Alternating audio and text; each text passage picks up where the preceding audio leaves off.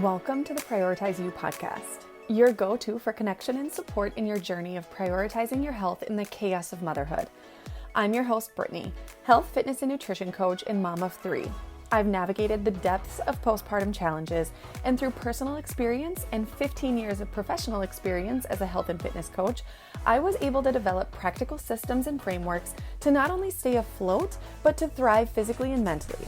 It's called the Prioritize You method. Say farewell to the pressures of perfection and restrictive routines. No more guilt, no more rigid regimens, no more burpees, just a compassionate space where self-love and sustainable practices are the goal.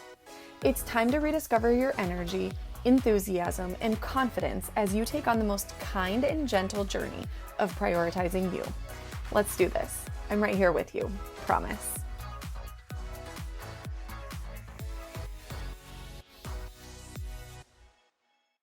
Hello. Welcome back to the podcast. It is a literal beautiful day right now. I am sitting looking out my office window at just like clear blue skies and 2 beautiful trees right outside my window. And I'm just so happy. I'm enjoying a nice cup of coffee. It's just a nice morning, okay? And I don't want to rub it in, but damn, I'm loving today so far. Now, today's episode is about 4 things you are doing wrong in your health and fitness journey, even though you feel like you have been trying so damn hard to reach the goals that you want to reach. And so I am here to hopefully just like clear up some frustrations, right? And the reason why I want to talk about this is sometimes it's just like kind of nice to hear what you're doing wrong in the journey, right? Like not always just ideas on, hey, these are some things that you should do, but also like, hey, this is what you're doing wrong and like you should fix this.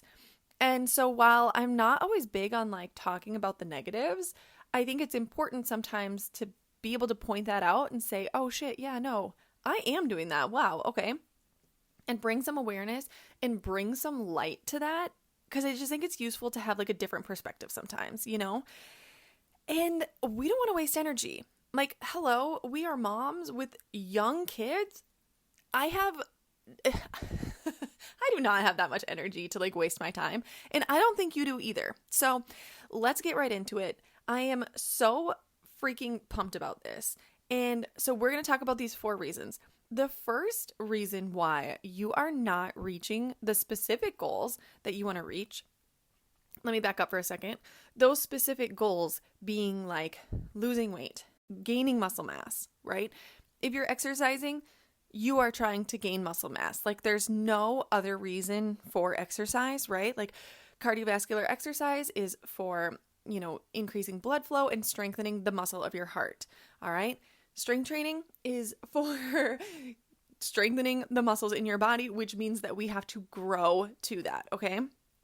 I just want to point that out because sometimes I talk about exercise and people are like, no, I'm not trying to like grow my muscles. And it's like, okay, well then why else are you working out? Like that's the whole point, right?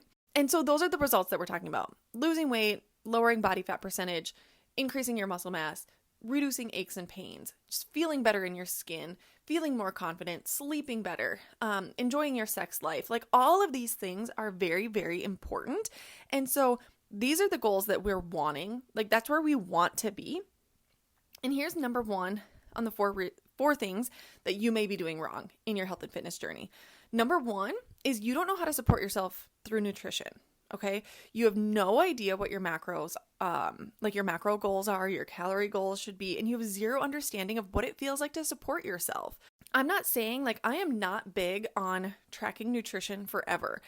I think that if you have an okay relationship with nutrition, which is something that I talk to my clients about very thoroughly before even introducing tracking nutrition. But I think if you have a good relationship with nutrition, that data is really freaking useful to be able to use moving forward, because we have to know where we are in order to know what changes we need to apply, okay?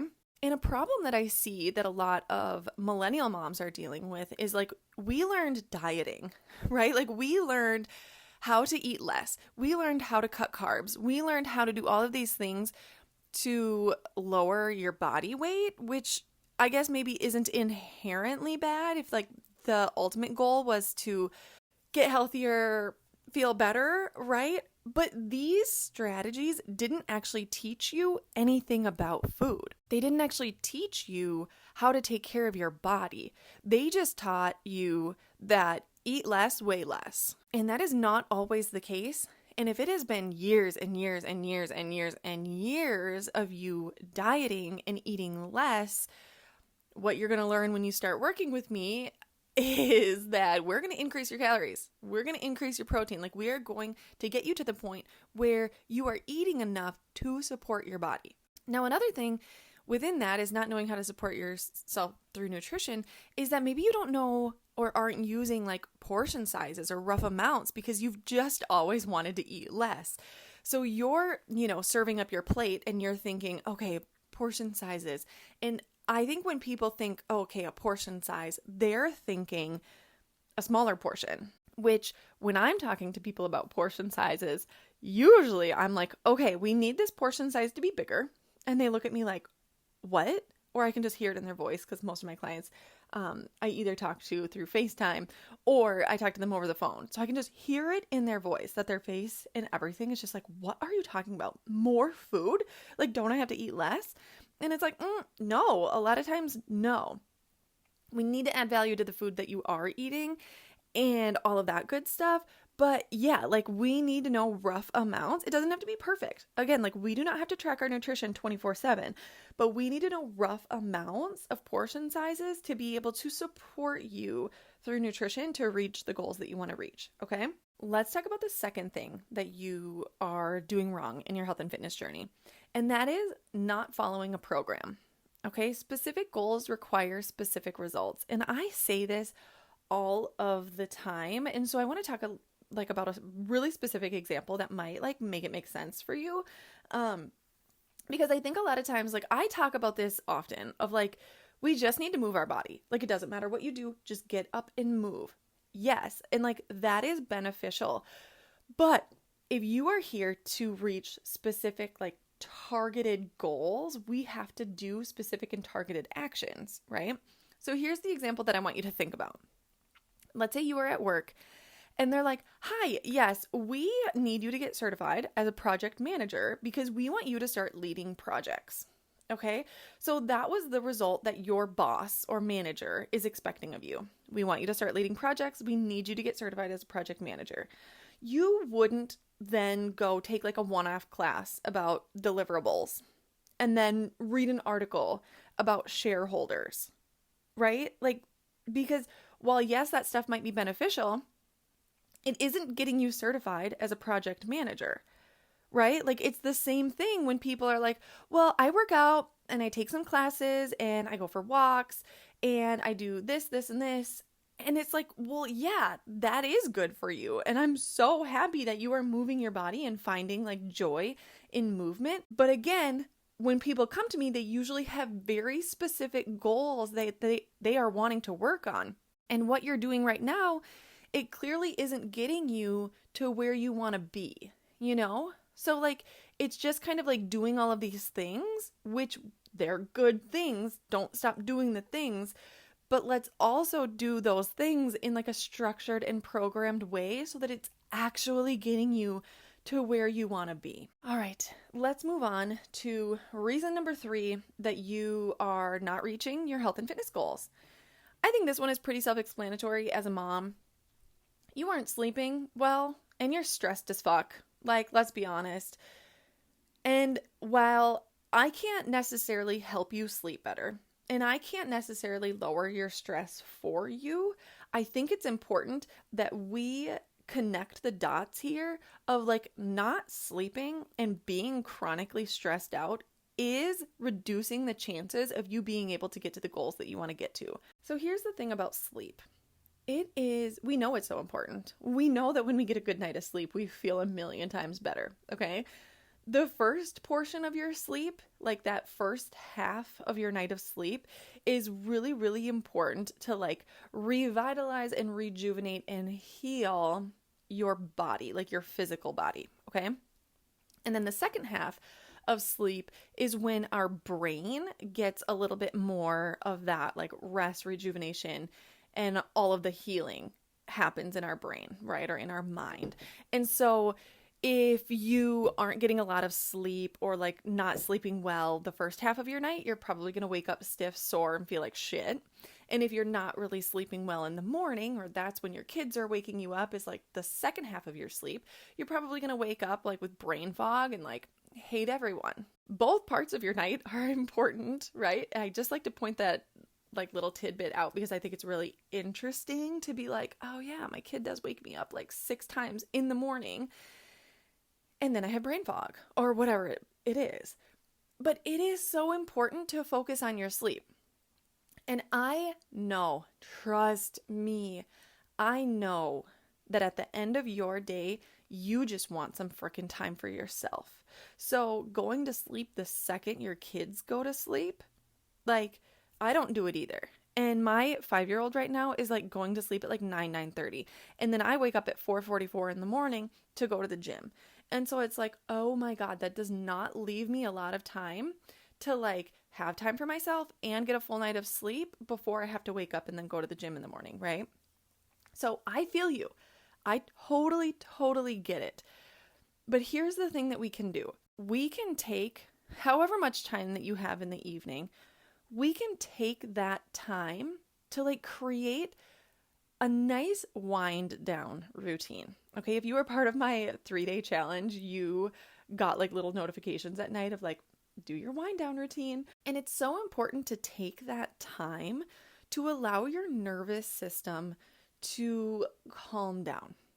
And what that does is it really just like allows our hormones to go through the natural process too. So at the end of the day, our cortisol or our stress hormone should be the lowest, right? Which like, if you're thinking, are you kidding me? Like I'm so irritated at my kids at that point in the day.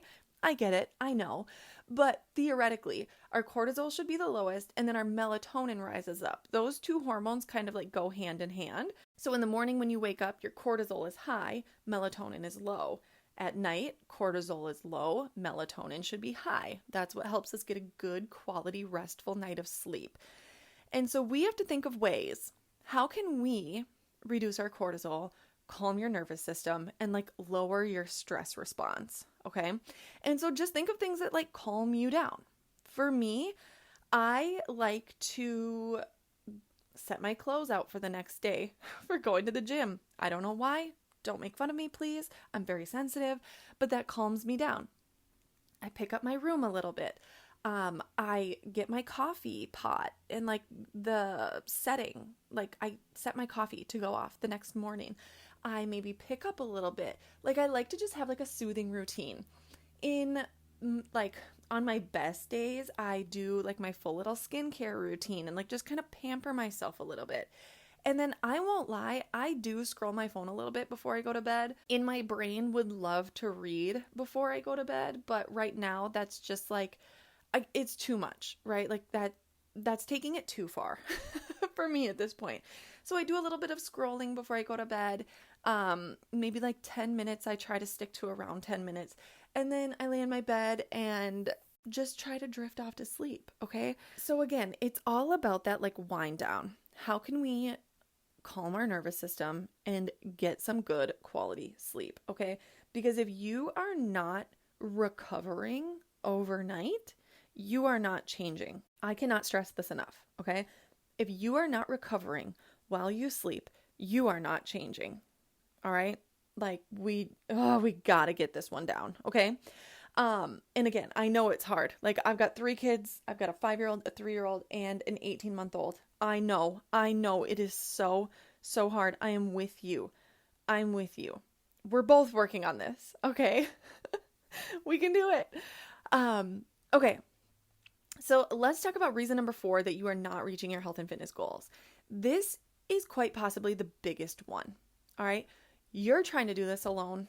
We expect ourselves to be able to take on this huge responsibility of caring for our health and fitness with little to no practical and like applicable knowledge on how to actually do that and make it happen. Okay. And that's just like not fair to yourself even, like you don't know how to do your own taxes. So you send that off to somebody else and you kind of work with somebody to get that done. And you have a mentor at work and they help you to learn what you need to do to get to where you want to be, right? Like, you shouldn't have to do this alone. Not something this freaking important. Are you kidding me? Your health and fitness should be the most important thing to you, right?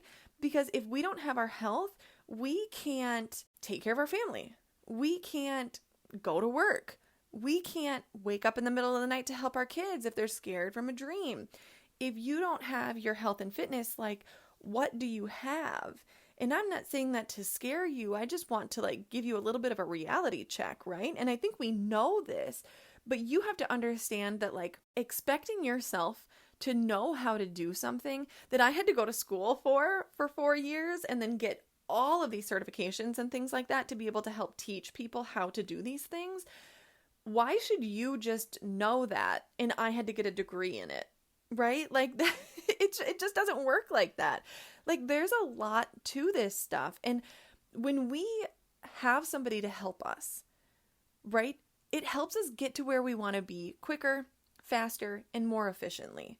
And so I want you to ask yourself, if in 6 months, do you want to be a little bit closer to where you want to be? Or do you want to be damn girl, I am well on my way to reaching my goals, or I am already there. I'm at my goals and now I'm just progressing in different areas, right? It's a fast track for your goals.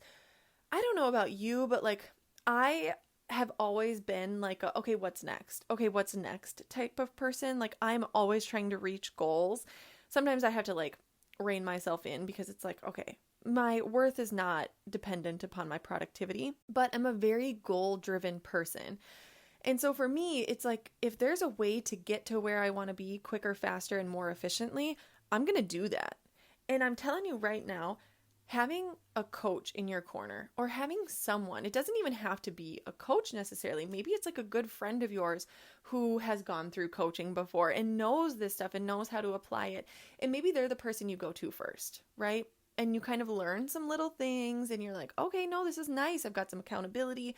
And then you're okay, now I can apply this. Or you decide, okay, now I'm going to work with that coach because now I feel I'm prepared and ready, or whatever it is. I really don't care what route you take. I would love everybody listening to this podcast episode right now. I would love for all of you to be my clients. I understand though that is not always going to be the case, and that's not always going to be realistic, right? But that doesn't change the fact that you shouldn't have to do this alone, okay? And it doesn't change the fact that there is a fast track to your goals, and it's not a quick fix. It is not some hokey thing on Instagram that's drink apple cider vinegar in the morning, do 20 jumping jacks, hang your head upside down for 30 minutes, and then you're going to reach your goals. No, by the way, I just made all of that up. So please don't try that. But I'm not kidding you. There's no quick fix, but there are ways to get to where you want to be quicker. And the way to do that is to take small steps consistently and keep moving forward that way instead of starting, quitting, because that gets you nowhere. And that's what you've been doing. So that's clearly not getting us to where we want to be. Enough of a lecture for today, would you say? Let's kind of wrap this up. We're going to review all 4 of these reasons that you are not reaching your health and fitness goals, even though you feel you are working really damn hard on your goals, okay? Number 1, you're not supporting yourself the right way via nutrition. Number 2, you're not following a specific program to reach your specific goals.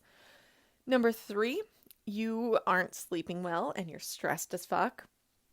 And then number 4, you are trying to do this alone and you do not have to. Okay? I really hope that this was helpful. I hope it wasn't overwhelming. I hope it was a motivating way to be okay, yep, these are some things I need to work on, right? And what I would say is just pick one of these things to work on and start there. Jumping into all of these things might be a little bit too much.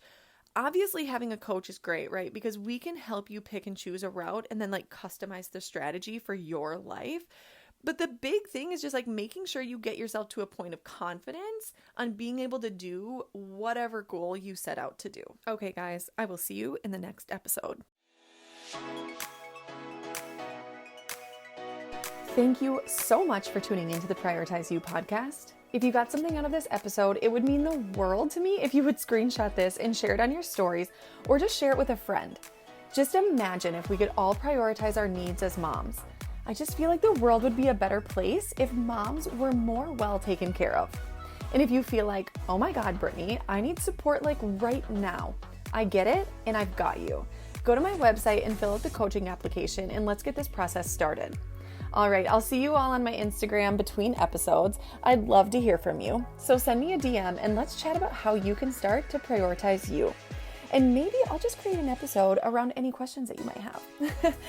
You can also leave a rating and review on iTunes. It really helps me get this message out there and connect with more moms who are in this same position as us. Thank you again, and I'll see you in the next episode.